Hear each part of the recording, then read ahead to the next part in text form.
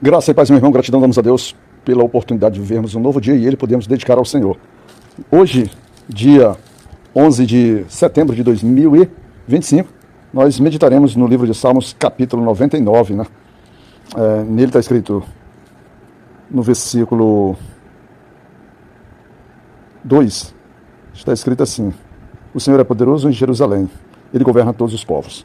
Esses salmos aqui é interessante, como todos os salmos, como tudo na Bíblia é interessante. A gente usa essas expressões, às vezes, como se quisesse chamar a atenção para um ponto específico, mas na verdade é difícil, porque a Bíblia toda, ela vamos dizer assim, ela é muito útil. Tanto que lá no Novo Testamento a gente fala sobre que toda a Bíblia é útil para nosso ensino, para nossa repreensão, para nossa correção. Sempre é muito útil. Mas quando estamos tratando de um versículo ou de uma passagem específica, a gente quer chamar ela de uma forma interessante, porque aqui a gente quer tentar realçar algum ponto muito específico sobre isso. E aqui, nesse ponto desses salmos, a essência dele é reconhecimento, né, da majestade de Deus, dizendo que Deus é poderoso.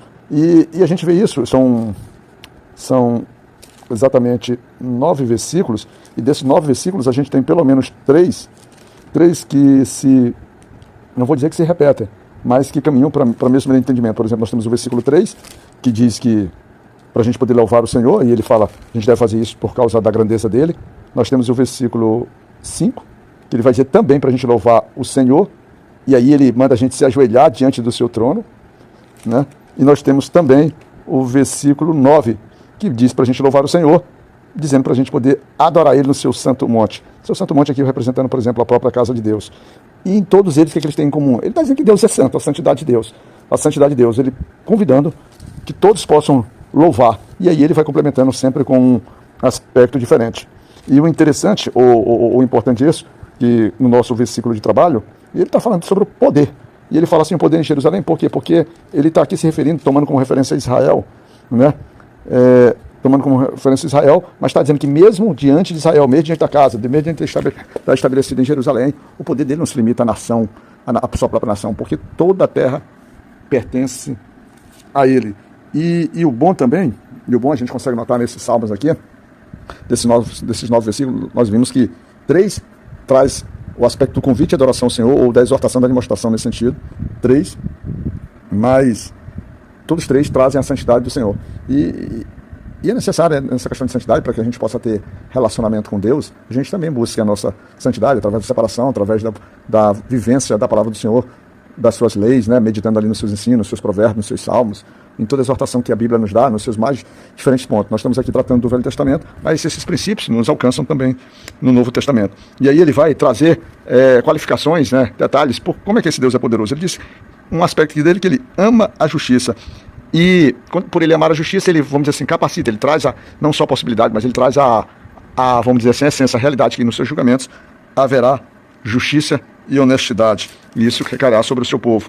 Ele traz também uma relação interessante, porque ele vai pegar nomes expressivos, nomes importantes da cultura daquela época, da cultura judaica, ou daquele povo, que eles representavam, por exemplo, autoridades, né, para aquele povo ali. O povo tinha, vamos dizer assim, não vou dizer a sua devoção, mas tinha seu alinhamento em relação à obediência a esses homens. Quando ele usa assim, Moisés e Arão, ele usa também a figura de Samuel, porque ele diz que todos eles foram o quê? Sacerdotes, foram homens utilizados para poder, vamos dizer assim, para poder conversar diretamente com Deus ali, para poder ter intimidade, para poder ter proximidade, receber as exortações. Nesse tempo era uma relação, Deus sempre usava uma relação de homens específicos para lidar com o povo no geral. Hoje a gente sempre tem que lembrar que agora nós tratamos diretamente com o nosso Pai, nós temos acesso, nós fomos colocados aqui na posição de filhos.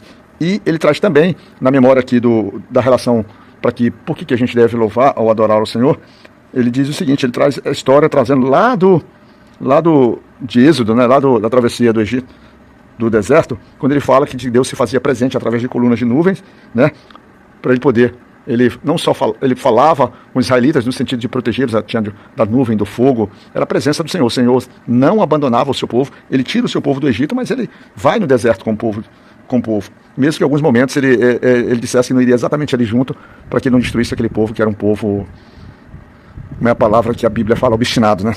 Obstinado, então um povo teimoso, um povo bastante teimoso. E o interessante também, e muito gratificante, a gente perceber que o salmista também traz uma relação, diz assim, que o Senhor, ele não deixou de conversar com o seu povo, ele se estabelecia, ele conversava com o povo, né?